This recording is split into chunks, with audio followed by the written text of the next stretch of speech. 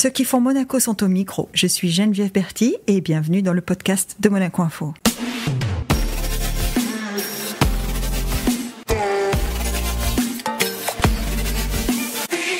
Notre invité du jour est militaire. 26 ans au sein de l'armée française, une carrière aussi longue que variée. Il rejoint en 2017 la compagnie des Carabiniers du Prince, dont il est aujourd'hui le chef de corps. Il s'attache à servir avec honneur, fidélité, dévouement. Il va nous en dire plus. Bonjour Martial Pied. Bonjour Geneviève. La question que je me posais avant qu'on démarre, c'est Martial Pied et le parachutisme, c'est une longue vie ensemble. Même si aujourd'hui, est-ce que tu sautes encore aujourd'hui ou pas ? Non, je ne peux plus sauter. Tu peux plus sauter ? Non, parce que j'avais eu un grave accident en 2002. Ah ouais ? Oui, de parachutisme. Et puis le fait est que après ça s'est arrêté. De fait, j'ai un peu impacté la planète un peu violemment. Bon, c'est Qu'est-ce que t'as perdu le... Non, j'étais branché dans un arbre, sur une zone de saut en forêt. Branché dans l'arbre, le parachute s'est accroché sur un sapin et puis la scie m'a pété, j'ai fait 10-15 mètres de chute libre et c'est la cheville qui a tout pris en bas. Bon, après c'est le risque, c'est le risque du métier comme on dit. 10-15 mètres, on s'en rend pas compte, mais un arbre ça peut faire 10-15 mètres. Oui. Ah oui, mais là c'était dans les Pyrénées, c'était vraiment une grande forêt. Belle forêt. Ouais. Mais, comme il en existe encore, heureusement. Oui, et oui. Donc voilà, après... une petite blessure, petite qui a fait que ça m'a mis un peu au tas pendant un an. Après, j'ai retrouvé mon aptitude. Ça a fracturé la cheville ? Explosé complètement la cheville, ouais.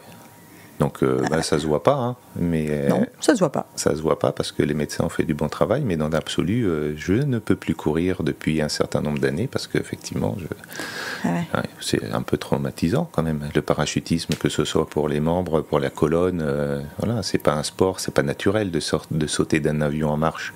Non. Voilà. C'est pas naturel. Tu dis c'est traumatisant. C'est étonnant que tu dises ça parce que quand on vous voit sauter, vous les parachutistes, et notamment récemment on a vu un carabinier sauter pour les débarquements, notamment les 80 ans du débarquement. Ouais. Oui. On n'a pas l'impression qu'il y ait une violence pareille. Parce que quand vous arrivez, généralement quand c'est bien maîtrisé, on se rend compte que c'est sportif, mais pas violent. On essaye de maîtriser le vent parce que il y a des conditions de saut, c'est-à-dire que sous conditions de vent, de météo, de plafond. Donc dans l'absolu, il y a peut-être 80-85% des sauts qui se passent sans accroc. Et puis après, en fonction des rafales, en fonction de la vitesse du vent, il y a plein de paramètres qui font que si on saute dans une zone où effectivement c'est un champ, mais pas de chance, il y a du barbelé à un endroit, une délimitation, et puis hasard. Ouais. Même si on essaye de se diriger, mais le parachute militaire, ça se dirige pas aussi facilement qu'une voile civile. C'est vrai ?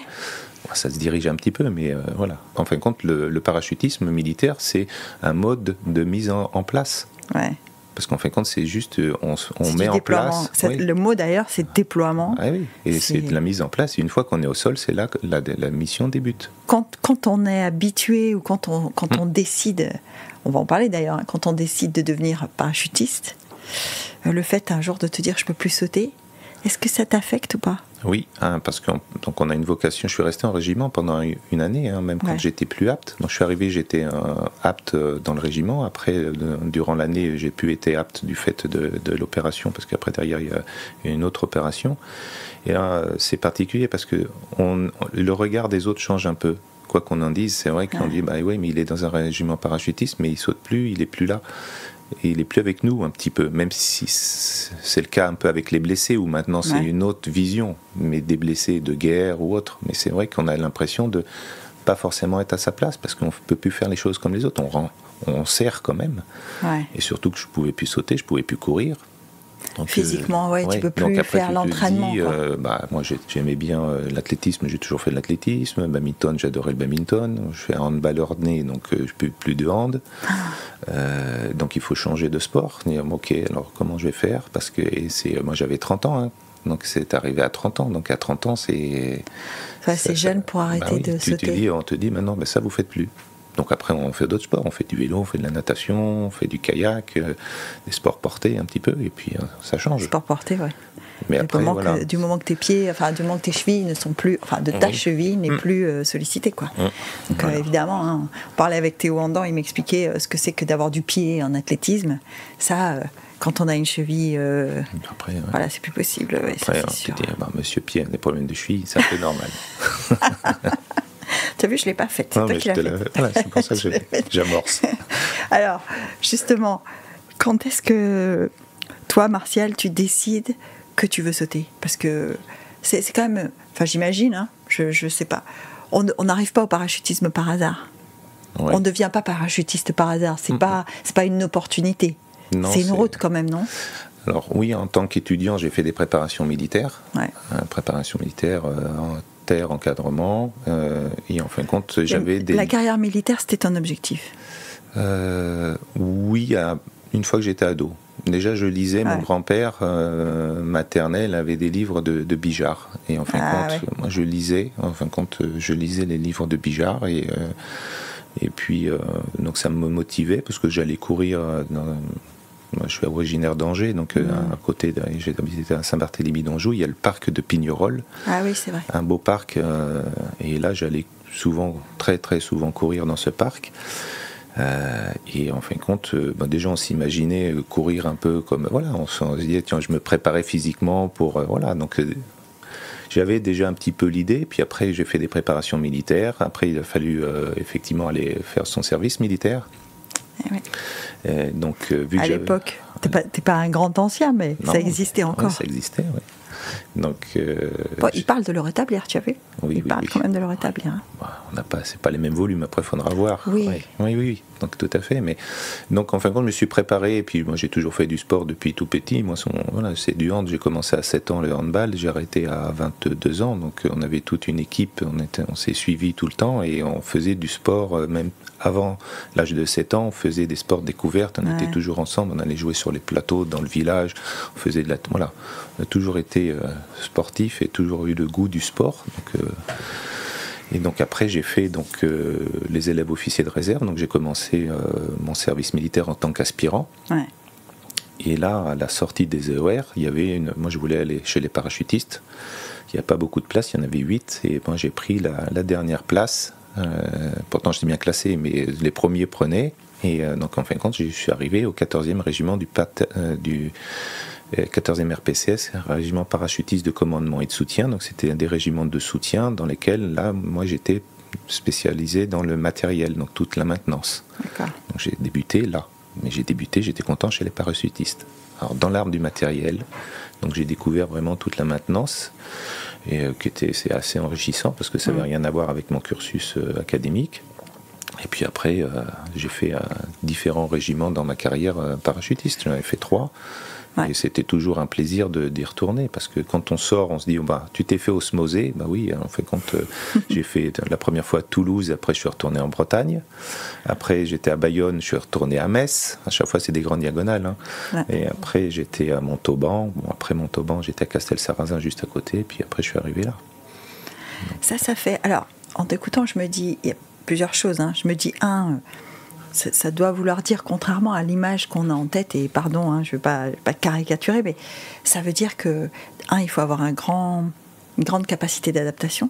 Oui. C'est de remise en cause en permanence. Remise en cause en permanence. C'est le but, hein, si on est muté, alors c'est pour déjà évoluer, parce que dans tous les cas, la carrière militaire évolue... on passe de lieutenant à capitaine au bout de 4 ans, ouais. C'est automatique. Après capitaine à commandant, c'est en fonction des écoles que l'on fait, des examens. Et puis en attendant, à chaque fois, on est muté sur des nouveaux postes, une nouvelle responsabilité, on change de grade. Donc on change de troupe aussi. On change, oui. Enfin, je veux dire, les hommes que tu as face à toi, ce ne sont plus les mêmes. Non.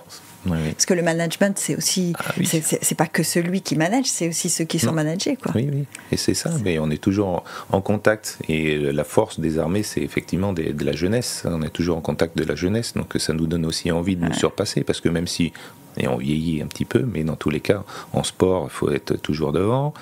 Et la mentalité parachutiste fait que, de toute façon, il faut y aller, on n'a pas le choix, et c'est une des forces, c'est-à-dire que si on a besoin de nous, et c'est ça, c'est cet état d'esprit qui est... C'est ça, je disais grande capacité d'adaptation, et en même temps, une très très forte application, enfin une vraie...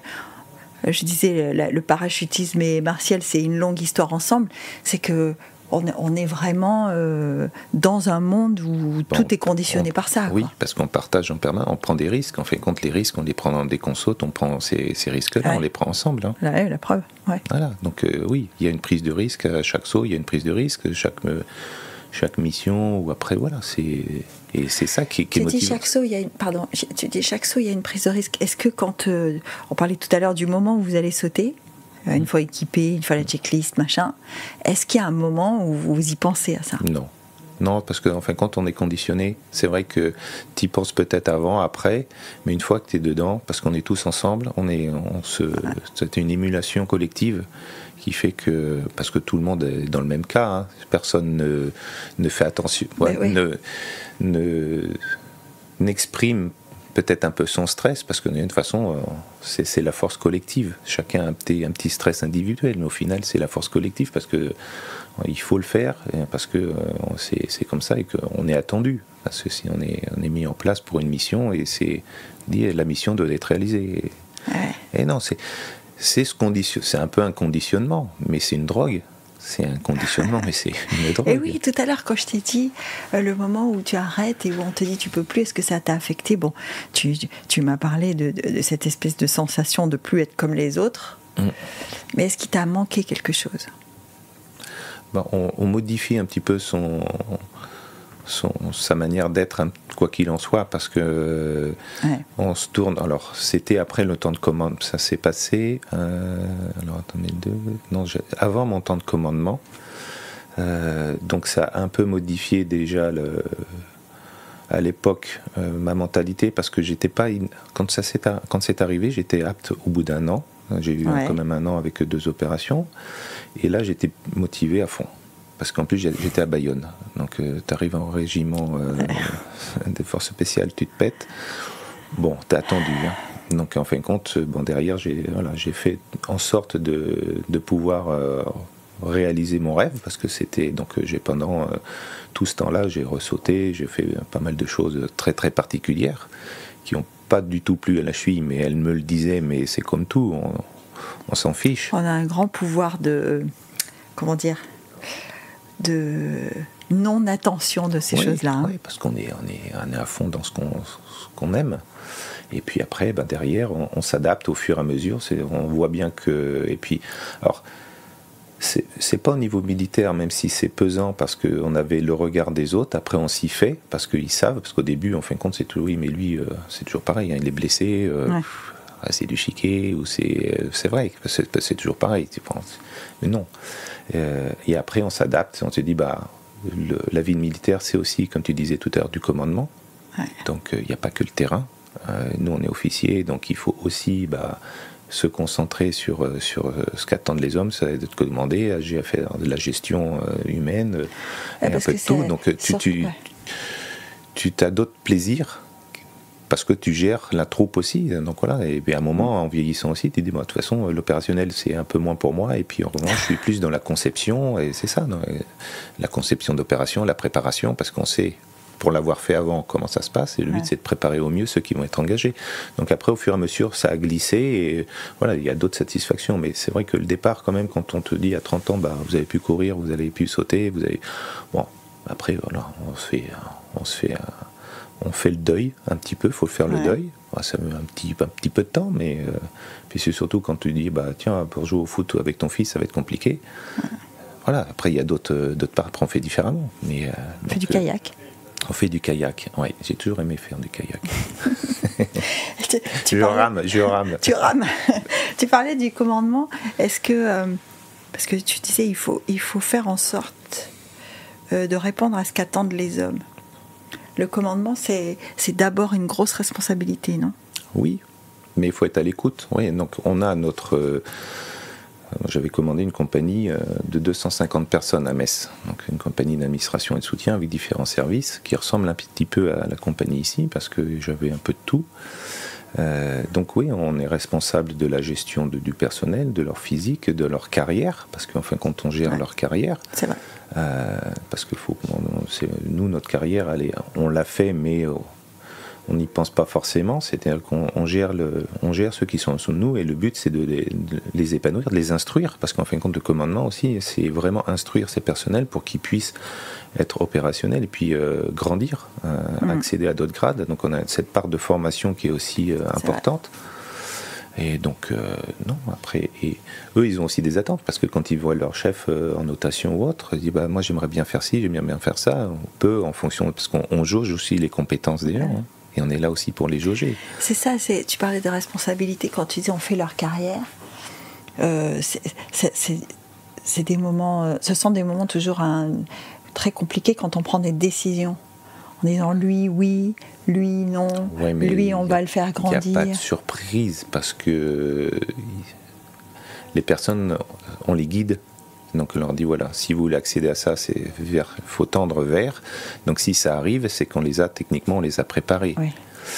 Mais celui qui n'y arrive pas, on lui explique pourquoi il n'y arrive pas et comment il pourrait. Voilà, après ils nous entendent, ils n'entendent pas. Mais j'aime bien, en fin de compte, c'est vraiment guider. C'est-à-dire le commandement, c'est quand même guider les hommes. Après oui, on prend des décisions, mais les décisions, elles sont quand même induites par pas mal de choses en amont. Il n'y a jamais de surprise. En revanche, quand il faut prendre ces décisions, il faut prendre les bonnes au bon moment, parce qu'elles sont attendues. Le gars qui se prépare et qui dit en fin de compte, on m'a dit que j'étais bon, mais ça ne vient pas, c'est là où il y a peut-être un problème. Et donc c'est à nous de mettre tout en phase, et puis pour que chacun puisse à un moment évoluer de la plus belle des manières, avec chacun ses compétences particulières, et puis que chacun soit épanoui, parce que le but c'est que tout le monde soit épanoui. Parce qu'autrement ça ne marche pas. Alors juste, avant de quitter le parachutisme, puisque là on parle de commandement, est-ce que quand on encadre des hommes, alors je crois qu'il n'y a pas de femmes chez les parachutistes, ou il y en a? Ah si, il y a des femmes. Il y a des femmes. Oui, oui. Donc des hommes et des femmes qui prennent de tels risques presque au quotidien. Est-ce que le commandement est un peu différent? Oui.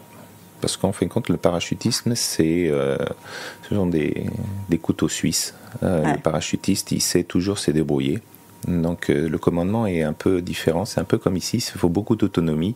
Si on fait appel au parachutiste, parce qu'on sait qu'il va y arriver. La mission, même s'il a des difficultés, va passer par la fenêtre, par la porte, par les égouts, mais dans tous les cas, il va y arriver, il va faire sa mission. Et c'est cette force, et c'est ça qui a...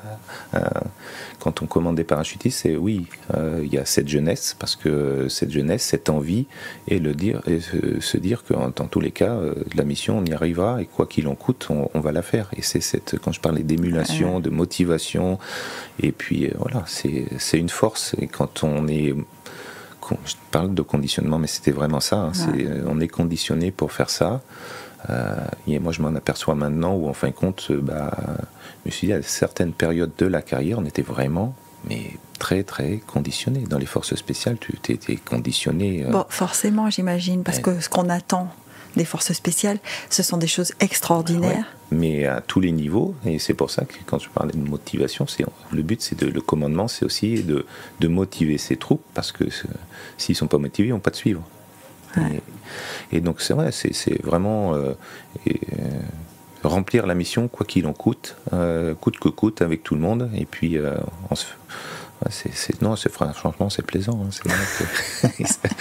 c'est pas que ça manque ici, c'est différent, c'est autre chose, mais c'est vrai que... Parce que tu disais on est tous ensemble, alors et là tout de suite forcément pour nous qui ne sommes pas militaires, moi je pense à la vie quotidienne, et cette vie quotidienne qui est alors en caserne ou en tout cas sur des bases. Tu disais j'étais à Bayonne, vous n'êtes pas en ville à Bayonne, vous êtes sur une base. On est dans la citadelle, est juste de l'autre côté de la Dour, on est bien. Mais non mais ça, que vous soyez très bien, j'en doute pas.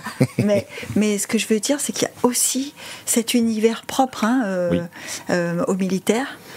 Qui même au sein d'une ville comme Monaco, vous avez des endroits qui sont réservés à vous. Oui, c'est nos casernes, c'est notre... c'est votre monde, en fait. C'est notre monde, oui. Oui. Et à l'intérieur de la caserne, il y a cette vie de groupe aussi. Oui, il y a cette vie de groupe. Alors... les carabiniers, parce que c'est une vie de famille, parce qu'il y a des carabiniers, c'est une histoire familiale aussi. Faut pas croire. On a quand même des... C'est ça le particularisme des carabiniers, c'est qu'il y a beaucoup d'histoires familiales. Donc il y a toujours cette cohésion, cette émulation entre eux. Alors il y a toujours on le voit pour la fête nationale quand on est tous ensemble, et c'est ça le plus marquant. Moi, ce qui m'avait marqué, c'est cette année quand on s'est tous rassemblés avant de partir sur le palais, dans le garage. Ouais. Où là, c'est là où j'ai toute la compagnie, parce que l'année, j'ai jamais toute la compagnie rassemblée. Et oui, c'est la fête du prince, c'est le seul moment où vous êtes tous ensemble. Oui. Et là, tu as une force, tu vois tous les carabiniers qui sont là, tu te dis, ah, ouais. C'est vrai que c'est impressionnant. C'est vrai. Et tu dis, ah oui, c'est d'ailleurs, la compagnie. Je me souviens, l'année où vous êtes venu, puisque pour ceux qui ne le savent pas, tu viens, alors je ne sais pas si c'est ta première visite à Monaco, mais tu viens à Monaco la première fois avec le 17e RGP, donc en 2012 ou 2013 2013, pour la fête du Prince, puisque le 17e était invité par le commandement de l'époque, par Luc Fringant. Oui.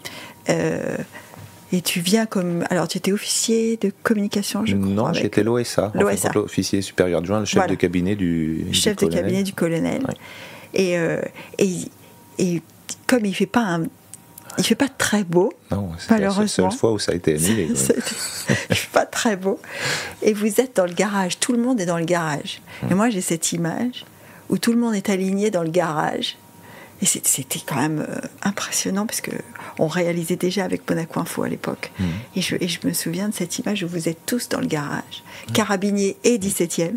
C'était une image très forte. Oui, parce que c'était une image de force. C'est vrai que donc oui, il y a une cohésion qui est générée par cette force collective. Et puis après, chaque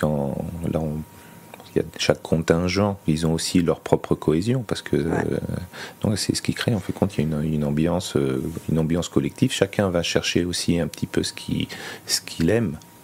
Parce que moi, quand je reçois les épouses aussi, avant qu'un carabinier se marie, moi je reçois l'épouse, je lui explique, je lui dis, c'est vous qui allez construire votre vie sociale ici. On vous impose rien, c'est vous qui allez choisir un petit peu à quel degré vous mettez le curseur pour vous intégrer. Les cabrins, voilà. Donc ça va aussi bien pour les épouses que les carabiniers, c'est un peu ça. C'est vrai. Donc ils mettent le curseur là pas où ils le souhaitent, mais où ils se sentent bien. Et ça, ils arrivent bien à le faire. C'est vrai, parce que le particularisme, et c'est important, puisque tu abordes cette question, le particularisme des carabiniers, c'est que, contrairement à la carrière que tu décris, où il y a 3 ans là, 4 ans là, 5 ans là, généralement un carabinier, il va faire sa carrière ici. Oui. Enfin, si tout va bien, s'il en a envie, si ça lui plaît, il va faire sa carrière. Donc quand il entre dans la compagnie, marié ou pas d'ailleurs, à 24, 25, 26, généralement il va faire tout son cursus ici. Donc c'est peut-être un peu différent, non ? Oui, parce qu'ils se connaissent. Après, ils se connaissent trop bien, je dirais. Et c'est un autre mot pour dire il y a des choses qui sont un peu figées. Non, pas figées, mais... Après, on parlait du commandement, et donc ils se connaissent trop bien, et le fait quand certains accèdent à certains grades, il faut savoir oser commander ses petits copains. Ça, c'est pas facile. Et c'est pas facile, parce qu'ils vivent 30 ans ensemble. Il y a un moment, ils ont souvent commencé ensemble. Et oui, donc en fin de compte, même s'ils se côtoient, ils ont des affinités, mais à un moment, il y a aussi la partie commandement. Toi tu accèdes, maintenant il faut aussi leur apprendre, parce que leur apprendre à commander leurs petits copains. Ouais. Et bon, c'est pour ça qu'on est là. Hein. C'est-à-dire que le but, c'est aussi d'organiser ça au sein de la compagnie, parce que c'est pas inné. Malheureusement, ils n'ont pas de cursus de formation à l'extérieur, ils ne passent pas se former en France quand ils passent des grades. Donc il y a cette partie à faire au sein de la compagnie pour leur donner les clés pour pouvoir savoir commander, et malgré tout toujours être. Alors je dirais c'est pas apprécié, parce qu'ils s'apprécient tous, mais c'est-à-dire dire ok, là il est dans son rôle de chef, ok, il assume son rôle de chef, parce que le pire c'est de ne pas l'assumer et puis de faire du copinage. Là c'est pas bon. Oui, tu disais c'est pas facile de commander ses copains. Commander tout court, c'est pas facile, parce que justement là tu mets le doigt sur ses copains, mais il y a aussi ceux qu'on n'aime pas. C'est pas facile quand on commande d'oublier son avis personnel, non ? Il faut être juste, il faut essayer d'être juste, c'est ça. Oui. Voilà, ça c'est sûr. Il faut l'être. Ouais. Il faut l'être, mais je pense que c'est ce qu'on essaye de leur faire comprendre, que il y a deux parties. On peut être dans le civil c'est-à-dire en dehors du travail, ils peuvent être comme cul et chemise, je dirais. Et puis après, derrière, effectivement, il faut savoir faire la part des choses. Parce qu'il y a aussi le devoir de réserve. Quand on est à un poste de commandement, on a accès, alors surtout chez les militaires, le degré d'information évolue. Oui, mais ça va. Ils ont bien compris qu'en fin de compte, il y avait des normes, c'est-à-dire qu'il y a des choses qui sont établies et qu'il ne faut pas déroger, parce que ça conditionne aussi la vie quotidienne. Donc il y a des règles, il y a des codes, et voilà, le but c'est de respecter ces règles et ces codes pour que tout avance. On ne peut pas non plus tout envoyer, il faut faire valser, en disant tiens, si, je vais faire plaisir à un copain, je vais lui dire ce qui se passe. Non, c'est pas possible. Voilà, c'est pas possible. Mais bon, après, c'est du travail, c'est aussi les former sur ça. Alors, il y a bien un moment, on a parlé de ta première visite à Monaco, mais il y a bien un moment où tu te dis pourquoi pas les carabiniers à Monaco ? Alors, non. Eh ben non, c'est pas comme ça que c'est arrivé. Parce qu'en 2013, j'étais au 17e RGP, le Marena se fait, c'est sur une initiative alors ils sont là, le père Venard et le colonel Fringant, parce que le père Venard était aumônier du 17e RGP. C'est vrai. Qui a proposé au chef de corps, au colonel Poitou à l'époque, en disant effectivement peut-être une opportunité pour que la princesse Caroline soit la marraine. Et donc la demande a été faite ici par le colonel Fringant auprès de la marraine, et puis ça s'est fait. Donc dossier. Parce que le 17e RGP vient à Monaco parce que leur marraine c'est la princesse de Hanovre.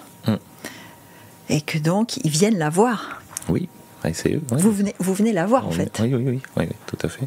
Ouais. C'est la première fois qu'elle vous rencontre. Elle était venue pour le Marena, elle était déjà venue au régiment, je me semble sur une Saint-Michel, donc la fête des parachutistes. Et après, il y a eu effectivement le passage à Monaco. Et après, ce qui avait été établi, c'est que tous les ans, elles viennent au 17e RGP, soit à la prise de commandement du colonel,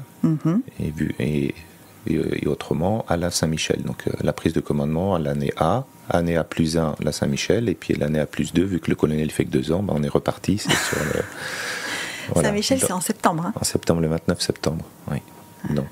Donc le Marena se fait en 2013.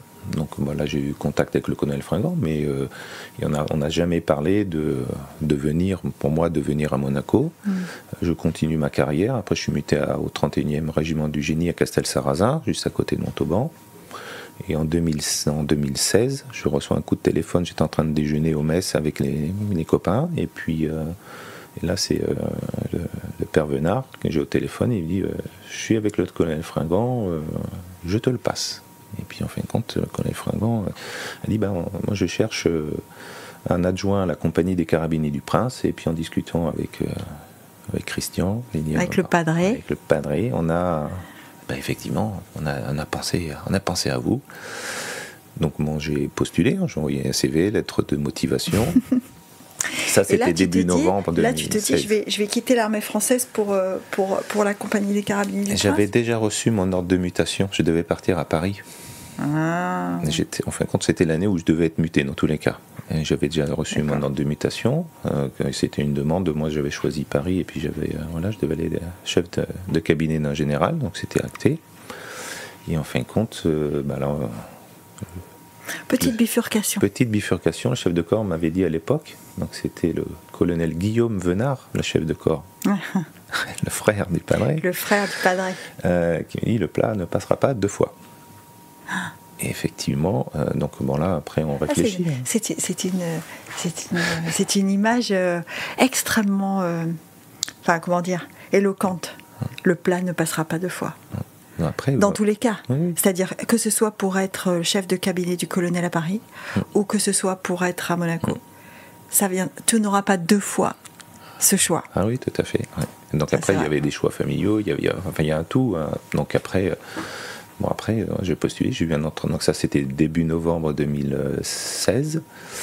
Et fin novembre 2016, je suis venu voir le souverain. entretien avec le souverain, et puis après je suis reparti, et puis après j'ai su que j'avais été retenu. Donc après il fallait faire les démarches administratives auprès de l'administration de l'armée pour être détaché, parce que ça c'était un détachement de 3 ans. Donc je suis arrivé l'été 2017, détaché pendant 3 ans. Et à la fin du détachement, après j'ai été intégré. Mais voilà, je suis arrivé à Monaco. Moi, je n'avais pas forcément prévu dans mon profil de carrière, mon schéma de carrière, de venir à Monaco. Donc voilà, après c'est toujours gratifiant quand on pense à toi, on dit on vient vous chercher. C'est que bon, je pense que voilà, il y avait certaines compétences qui étaient recherchées. Mais après, bon, c'est quand même un challenge professionnel, voilà, parce qu'on change de pays, on change d'environnement, on change tout. Puis on change d'armée. On change, oui. Ça a l'air comme ça. Et les carabiniers, parce que la compagnie des carabiniers, c'est une petite armée, enfin par la taille, mais on change d'armée, donc on change aussi peut-être un peu de positionnement dans la tête, non ? Oui, c'est un mixte. En plus, c'est un mix entre l'armée, la gendarmerie, le civil. C'est un peu tout ça. C'est parce que, alors, on t'en parlait récemment. Les carabiniers sont tous des OPJ, hein, ou pas ? Non. Alors les officiers, oui, parce que dans le code pénal, c'est statutaire. Les carabiniers sont adjoints à police judiciaire, APJ. Voilà, APJ, ouais. APJ. Pardon, je me suis trompée. Mais c'est vrai que voilà, le carabinier, c'est quand même un mix de tout ça. Et il faut se faire à l'environnement qui est quand même axé sur pas mal de protocoles. Voilà. Alors, ce qui est particulier, c'est qu'on est dans un immeuble. En France, un régiment, il est souvent un peu à l'extérieur de la ville. Ouais. Voilà. Alors que là, vous êtes en plein cœur de la ville. Et on ne sort pas du régiment de toute la journée. On arrive le matin, on ressort le soir. Alors que là, c'est particulier. On vit, on est intégré pleinement dans la ville. Et dès qu'on sort, on est dehors. Alors, tu parles d'implication dans la ville. Enfin, je crois qu'on a tous en mémoire le rôle que les carabiniers ont joué début de la crise du Covid, quand il faut faire les tests. Oui. Et là, les carabiniers sont auprès du corps médical, enfin du corps des officiers, enfin des personnels de santé, et c'est eux qui font les tests. Oui, après les tests PCR, il y avait aussi les pompiers, mais c'est vrai que... les TROD, en tout cas, c'était les carabiniers.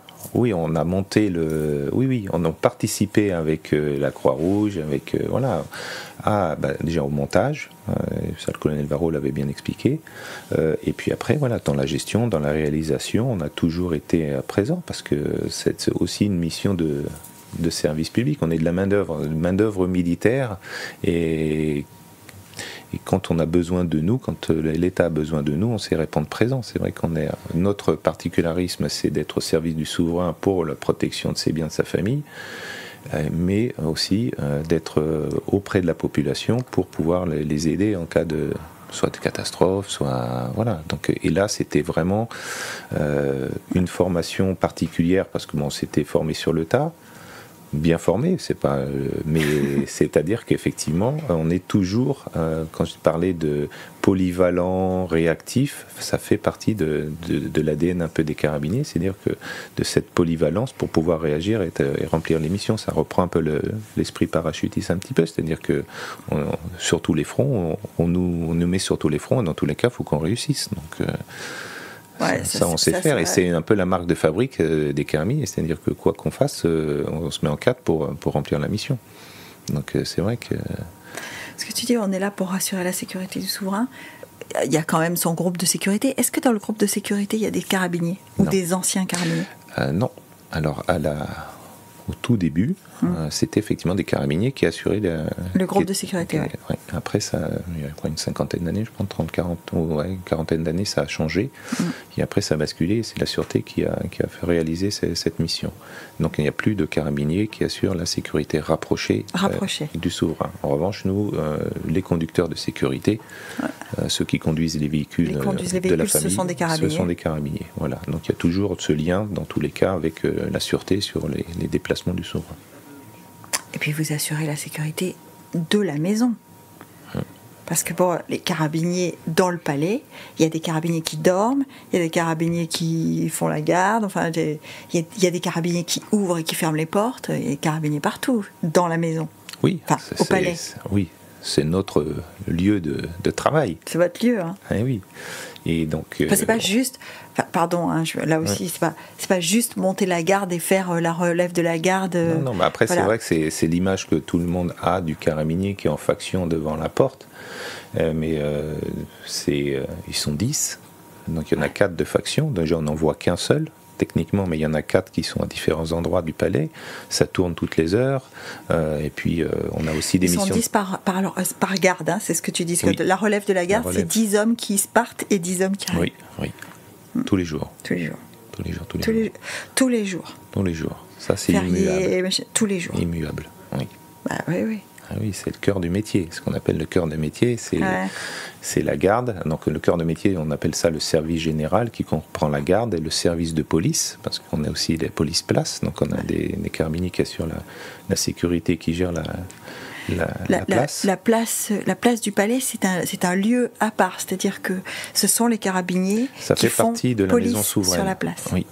Parce que le palais, la place du palais, c'est entité maison souveraine. Entité maison souveraine, oui. Donc nous, voilà, c'est Quand pour ça. Quand tu disais APJ tout à l'heure, les carabiniers, ils peuvent procéder à des verbalisations, des arrestations ? Verbalisation, oui. Après, de fait, les arrestations, nous, quand on a quelqu'un, heureusement, c'est très rare. C'est très rare. Dans tous les cas, après, on est toujours en lien avec la sûreté quand il se passe quelque chose sur la place. Ouais. Nous, on fait effectivement la première interpellation, puis après, derrière, la sûreté vient pour prendre en charge le contrevenant ou la contrevenante, hein, parce qu'il y a ça peut. Et après, voilà, donc c'est rodé, mais c'est vrai que sur la place, c'est nos prérogatives. On est là. Ils sont armés ? Oui. Ah oui. Vous êtes tous armés ? On est tous armés, oui. Donc j'imagine qu'il y a des formations. Donc on a, formation au tir sur l'arme de poing, l'arme longue, parce que les M16 aussi ne sont pas là pour faire de la décoration. Ce sont des vrais, quoi. Ce sont des vrais, et avec des munitions. Donc si jamais on doit effectivement utiliser notre arme, on sait le faire. On a des tirs administratifs aussi, c'est conditionné, hein, parce que derrière il y a un aspect... législatif derrière, quand même. On ne peut pas faire tout n'importe quoi. Donc, oui, c'est sûr. Il y a 4 tirs par an à l'arme à l'arme de poing, un tir à l'arme longue. On me dit, c'est peut-être pas suffisant, mais bon, c'est déjà bien, parce que quand il faut passer 124 personnels, avec moi j'ai 6 moniteurs de tir.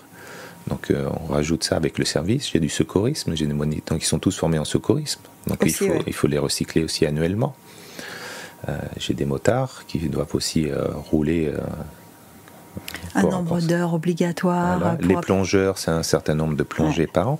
Donc quand on met déjà tout ça, effectivement, le carabinier, en dehors de son temps de garde, il a quand même aussi d'autres missions et entretenir ses spécialités. Parce que chaque carabinier, le point fort, c'est qu'il a 1 à 2 spécialités. C'est-à-dire qu'il y a le service général, ça c'est le tronc commun, ce que je rappellerai. Et après, il y a les spécialités. Et dans ces spécialités, il faut les maintenir aussi. Donc, il y a la musique déjà. Il y a aussi, vous avez un orchestre. Il y a l'orchestre. Qui est quand même toujours... Alors on parlait de ce qui fait la visibilité des carabiniers. Alors c'est vrai que la relève de la garde, qui est quand même... alors je dirais pas un atout, mais c'est quand même une image qui peut faire facilement le tour du monde. En tout cas, il y a des touristes du monde entier qui viennent sur la place du palais pour voir la relève de la garde. Donc c'est un acte de souveraineté assez fort. Et puis après, il y a l'orchestre. Oui, l'orchestre, alors c'est particulier, parce que ce sont des carabiniers musiciens. C'est vrai que quand on recrute des musiciens, c'est le particularisme. D'abord l'aspect militaire, après l'aspect musicien. Et là aussi, donc, il y a un certain nombre de répétitions et de prestations dans l'année. Donc les prestations sont validées par le souverain, c'est-à-dire qu'il y a un planning, donc on n'en déroge pas. Et après, en fonction des dates, on adapte les services aussi. Parce que l'année dernière, quand l'orchestre est parti en juin à New York, oui, c'est vrai. Il y a eu les 30 ans de l'admission de Monaco aux Nations Unies. Tout se prépare au niveau planning, on anticipe tout. C'est-à-dire que pendant qu'eux ne sont pas là... Ça, c'est du génie. Hein. Ça aussi, c'est du génie. Parce que j'imagine que ça influence un planning annuel. Oui. Ah oui. Donc, parce que le nombre de jours qu'il faut passer en répétition, etc. Donc, oui. C'est de la gymnastique permanente. Donc on a une cellule planification, et ça, c'est des magiciens. Parce qu'il faut tout concilier, il faut vraiment tout concilier, tous les impératifs. Alors, on ne va pas se plaindre, mais c'est vrai que c'est de la planification pointue, avec des effectifs contraints. Donc, voilà. Tout à l'heure, on parlait de la garde, et tu me disais, il y a 10 hommes qui arrivent pour 24 heures, 10 hommes qui partent. Est-ce que dans ces 10 hommes, il y a du commandement ? Comment vous faites pour le commandement ? Alors, une garde, c'est un chef de poste, donc c'est un maréchal des logis, et un adjoint, c'est un brigadier. Donc là, le commandement est là. C'est-à-dire que c'est ça. Il y a 8 carabiniers pour les factions, parce qu'il y en a 4 en poste, et toutes les heures ça change. 4 qui se reposent. 4 qui seront là. Et à chaque fois ça change. La nuit c'est un peu différent, mais dans tous les cas, le commandement, là, à la base, est assuré par le maréchal des logis et le brigadier. Ensuite, pendant une semaine, il y a aussi un chef de permanence. Donc il y a un maréchal des logis chef qui est au palais, qui lui fait le lien avec toutes les entités du palais et les carabiniers. Donc en fin de compte, on a 11 personnes au palais, plus les conducteurs de sécurité. Là, je ne les compte pas, qui eux sont aussi au palais, les conducteurs de sécurité. Donc, au cas où eux, c'est leur lieu de travail. C'est leur lieu de travail. Ils sont au garage et c'est eux qui gèrent tous les déplacements. Donc il y en a 3 à 4 par jour. Parce qu'ils sont 8, mais c'est pareil, ils tournent. Donc en fin de compte, j'ai une petite quinzaine de carabiniers qui sont au palais. Ça, en permanence, sans tout ce qui est service d'honneur. Parce que derrière, effectivement, s'il y a un service d'honneur, s'il y a une cérémonie, là, on renforce. Et là, d'avril à octobre, j'en ai aussi 4 carabiniers qui sont aux visites. Parce que la sécurité des visites... Il y a la sécurité des visites du palais. Voilà. C'est-à-dire que le palais, d'avril à octobre, c'est vrai, le palais ouvre ses portes aux visites publiques sur un circuit qui est assez réglementé, mais en tout cas. Et là, il faut... Alors la sécurité et aussi le fait que ce circuit soit bien respecté, que les gens suivent... parce que, tout ce qui est surveillance vidéo... Surveillance, oui. Oui, c'est comme un petit musée, parce qu'en fin de compte, il y a tout un système de surveillance comme un musée, avec toutes les détections, avec tous les photos. Donc en gros, d'avril à octobre, il y a 20 carabiniers au palais, à peu près. Donc on ne l'aperçoit pas, parce qu'on voit... 20 sur combien d'hommes ? 124. 124. Là, je dis les hommes, parce que dans les carabiniers, il n'y a pas de femmes. Voilà. Aujourd'hui, il n'y a pas de femmes. Aujourd'hui. Mais donc, 124. 124. Oui, donc il y a 4 officiers. Après, en fin de compte, en homme du rang, il y a à peu près 90 carabiniers. Après, il s'est dégradé, mais en fin de compte, ça revient vite. Alors, parce que là, on parle de la garde au palais, mais après, on a Rocagel. Il faut pas oublier. Puis il y a le service de police sur la place. J'ai les motards, j'ai les vaguemestres. Donc, en fin de compte, par jour, j'ai 35, 40, parfois 50 personnes de service par jour. 50 donc la moitié pratiquement de la compagnie et de service tous les jours. Voilà, donc ça tourne. Et après, parce qu'après, à l'intérieur de la caserne, il y a aussi... on a nos services. Il y a aussi le service. Il y a la planification, il y a donc les moniteurs de tir, parce que il y a la comptabilité. Maintenant, le secrétariat, j'ai aussi des carabiniers, mais depuis peu, maintenant, j'ai une secrétaire, Gaëlle, qui est en emploi protégé, quand j'ai réussi à avoir avec la DASO plusieurs personnels en emploi protégé, pour faire un peu aussi le fil rouge et pour nous soulager. Parce qu'après, il y a les musiciens. Oui, après, mais il y a tout. Voilà. Mais il n'y a pas que, il y a les plongeurs. Il y a le garage, j'ai un permanent garage, j'ai le gérant du mess. Ah oui, c'est vrai. Oui, j'ai du monde partout. Et oui, oui, mais quand on prend toutes les entités, on s'est dit effectivement, et à chaque fois, il y a des carabiniers. Et on est obligé d'assurer aussi tous les jours, le gérant du mess. Alors, ils sont une équipe de 4. Mais ils tournent, mais il y a toujours un carabinier qui est au mess pour la gestion. C'est une ruche, hein ? Oui, c'est une ruche. Oui, ça fourmille. C'est une fourmilière ou une ruche. Oui, c'est une fourmilière, une ruche, enfin appelle ça comme tu veux. Alors, et on ne le perçoit pas du tout. C'est vrai que au quotidien, et après je ne parle pas non plus de la caserne du palais, parce que la caserne du palais, il y a aussi la gestion, il y a le lieutenant Griffon qui est là-haut, avec j'ai 8 carabiniers qui habitent à la caserne du palais aussi, et qui gèrent un petit peu aussi tous les événements sur la place. Donc il y a toujours... Puis il y a le commandant supérieur qui a son bureau dans la caserne du palais. Oui. Là, je t'écoute et je me dis, comment vous faites pour les vacances ? Est-ce qu'un militaire, ça prend des vacances ? Oui. C'est indispensable dans tous les cas. Alors les vacances, c'est normé. Il y a 4 créneaux. identifiés. Donc les carabiniers sont tous répartis sur un créneau. D'accord. Et donc une année, et après ça change tous les ans. Donc en 4 ans, il va faire les 4 créneaux. Ah d'accord, c'est des roulements quoi. Des roulements, c'est-à-dire une année il va prendre en mai, l'année d'après il sait qu'il va prendre, ça sera juin, après ça sera juillet. Après, et en fonction, on adapte aussi en fonction des impératifs. Par exemple le 21 juillet, on a le Tour de France. Ça tombait en plein sur une tranche de congé, donc on est obligé de décaler la tranche de congé parce que c'est une mission prioritaire. Donc là, on adapte aussi. Donc même s'ils prennent des congés, il y a aussi, on leur demande une certaine souplesse parfois parce que voilà, il faut être adaptable, quoi. Il faut pouvoir jongler. Alors on essaye de faire au mieux pour contraindre le moins de personnes possible, mais parfois on ne peut pas. Quand le président chinois était venu, on avait tout le monde sur le pont. Et même si c'était en avril, je ne sais plus si c'était tranche de congé ou pas, mais dans tous les cas, il n'y a pas le choix. Fête nationale, il n'y a pas le choix. Les grands prix, il n'y a pas le choix. Il y a des périodes rouges pour nous. C'est ça. Pour les grands prix, alors vous êtes très visible puisqu'il y a l'orchestre qui vient sur la ligne de départ, mais il y a aussi les carabiniers sur le podium. Oui, après on a 2 plongeurs qui sont en renfort avec des pompiers. On a les motards qui font toutes les escortes des véhicules. Donc là, cette année, ils ont fait plus de, je crois, c'est 150 missions en 3 jours. On ne le perçoit pas, ça. Et après, on a aussi la Croix-Rouge. On a un carabinier qui est dédié pour le souverain. Tu veux dire un carabinier dédié pour le souverain, c'est-à-dire que les premiers secours éventuellement. Alors lui, il est d'astreinte, il est d'astreinte. Il est d'astreinte pour les premiers secours pour le souverain. Oui, après, il y a tout quand même il y a des médecins qui sont pas très loin. Oui, bien sûr. Et après, on a les 2 ambulances de la Croix-Rouge aussi, parce qu'on a les 2 ambulances de la Croix-Rouge, donc on a ces conducteurs. Donc en fin de compte, sur le circuit, on a aussi nos 2 ambulances. On est toujours un peu partout.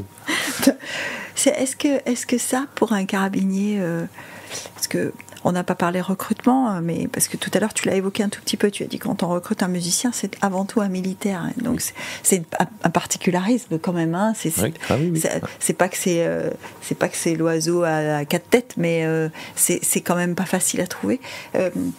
Quand on fait du recrutement, est-ce que les jeunes ou ceux qu'on sensibilise se rendent compte à quel point ils vont être impliqués dans la vie? La vie de la société en général, parce que la maison souveraine, c'est la vie. Je pense qu'ils ne perçoivent pas, parce que ils ont une idée. Parce qu'en recrutement, il y en a certains qui n'ont pas du tout d'idée, ils n'ont pas forcément préparé, et puis d'autres, même si on leur demande une certaine connaissance, mais après, je ne pense pas qu'ils ne connaissent pas l'implication, parce que de fait, déjà, on n'en parle pas. Parce que le devoir de réserve fait qu'on n'en parle pas de nos missions. Après, on sait qu'on assure la sécurité, mais. Et donc, en fin de compte, ils apprennent au fur et à mesure qu'effectivement, ils vont être bien au fait de ce qui se passe et ils doivent se taire, faire leur travail du mieux possible pour assurer, quoi qu'il se passe, le service auprès de la famille. Mais c'est vrai qu'ils n'ont pas cette perception-là. Pendant la formation, ils commencent à le voir. Après, ils sont mis en doublure, c'est-à-dire sur le dernier mois. Ils sont mis en doublure sur tous les postes pour voir vraiment, et là ils prennent conscience déjà du travail, de l'importance et puis de la technicité. Il faut quand même aussi avoir une très très bonne mémoire visuelle, parce qu'il faut en connaître du monde, il faut quasiment connaître tout le monde, que ce soit toutes les autorités. Oui. Donc ça s'apprend. Mais c'est vrai que si on leur pose la question, effectivement, entre le début, ce que vous pensiez du métier, et après, au bout d'1 an, ce qu'il en ressort, c'est vrai que je pense qu'ils ont été transformés par leur formation, et puis transformés intellectuellement, et parce que ils ont appréhendé vraiment ce qu'on attendait d'eux. Et nous, on le voit, la transformation, quand on regarde, ne serait-ce que les photos, et c'est flagrant, hein, sur les photos d'arrivée, les photos au bout d'un certain nombre de temps, on voit qu'ils ont mûri. Ils ont quand même mûri, alors c'est juste physique, mais intellectuellement, ils ont aussi mûri. Mais c'est vrai qu'on voit qu'ils ont pris conscience de l'implication. Ouais. C'est intéressant. Ouais. Ça fait quel effet d'ailleurs d'être à la tête de cette compagnie ? Parce que c'est quand même très emblématique. Donc ça fait quel effet quand on vient de l'extérieur, hein, puisqu'en fait toi tu n'es pas né ici, tu n'as pas grandi ici. Donc ça fait quel effet d'être à la tête de cette compagnie-là ? Une certaine fierté. c'est sûr que c'est une certaine fierté, mais après, moi je suis plus dans la logique d'apporter des compétences pour remplir la mission. Comme tout le temps, c'est remplir la mission. Donc en fin de compte, moi je veux donner un outil au souverain qui soit performant. Et c'est cet outil performant. Donc je ne vais pas regarder à dire, oh, tiens, on est beau ou autre. Non, moi c'est... si on est beau, c'est mieux. C'est mieux, c'est sûr. Mais le but, c'est d'avoir le rendu de performance.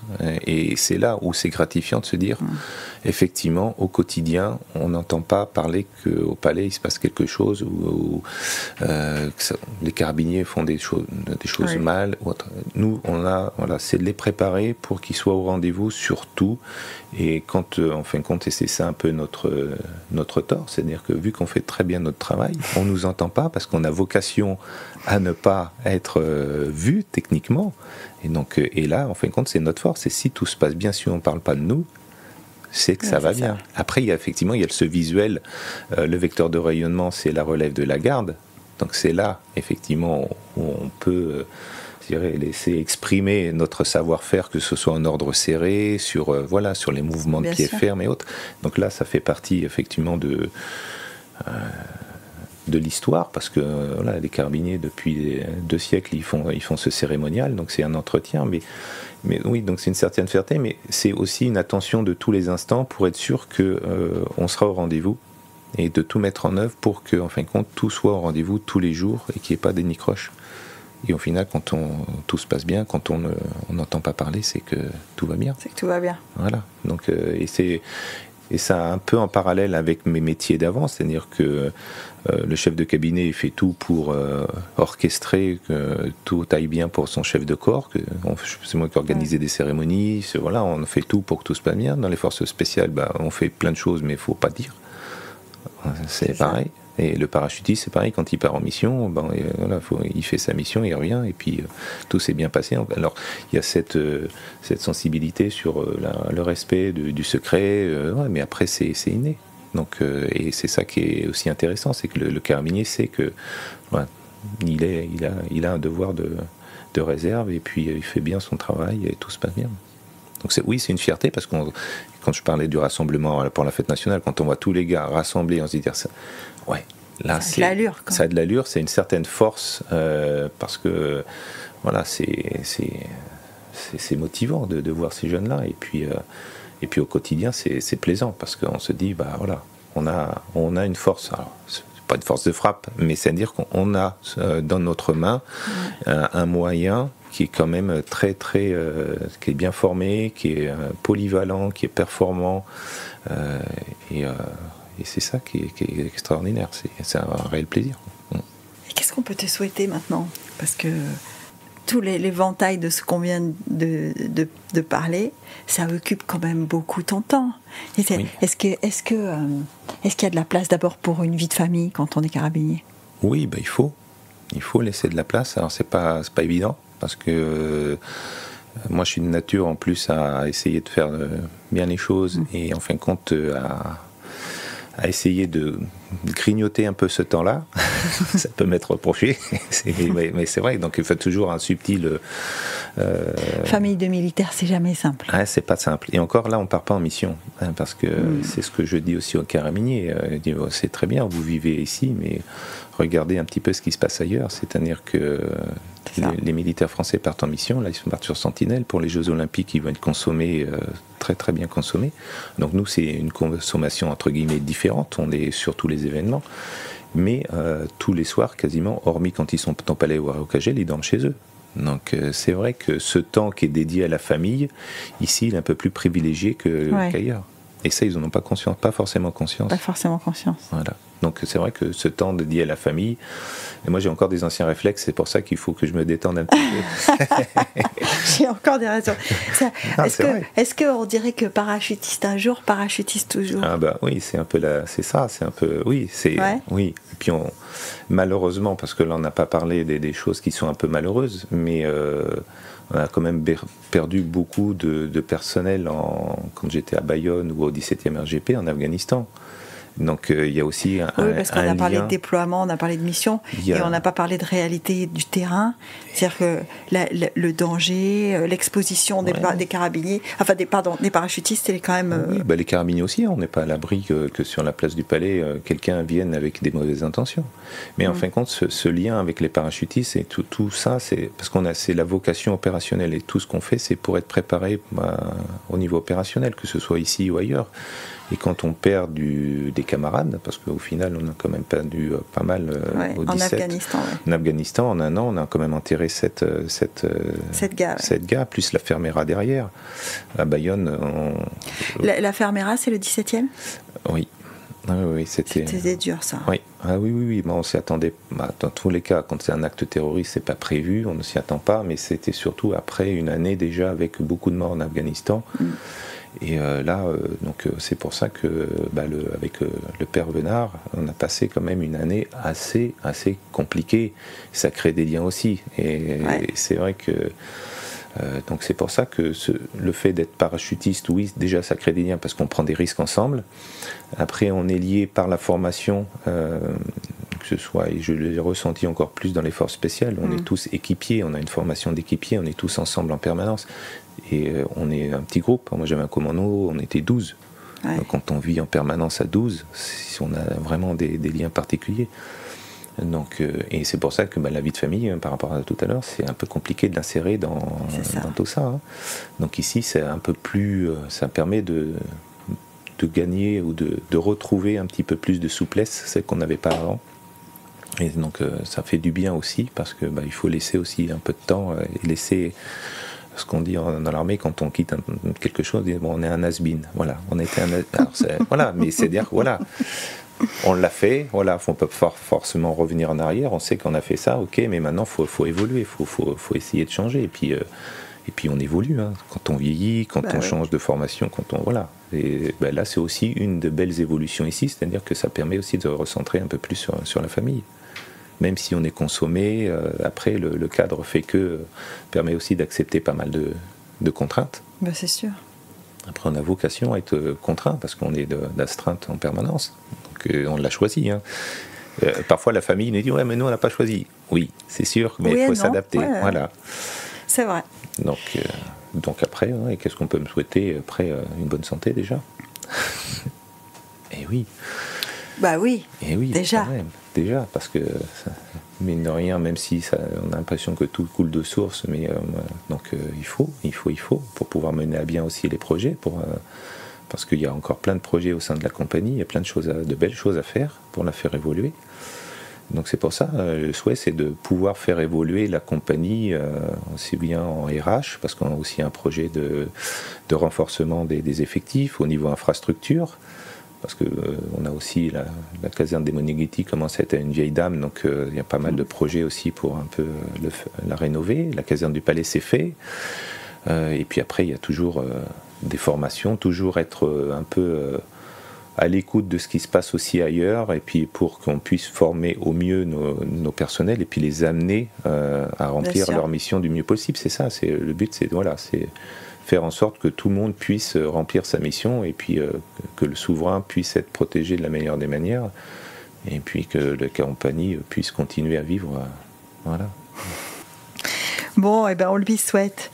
En tout cas, merci d'avoir trouvé un petit moment pour nous. Oui. Et puis, merci aux carabiniers. Un grand plaisir. Parce qu'ils sont toujours là. Ah oui, ils sont toujours là. 365 jours. 365. Ouais. Et puis, à bientôt. Oui, merci Martial. Merci beaucoup.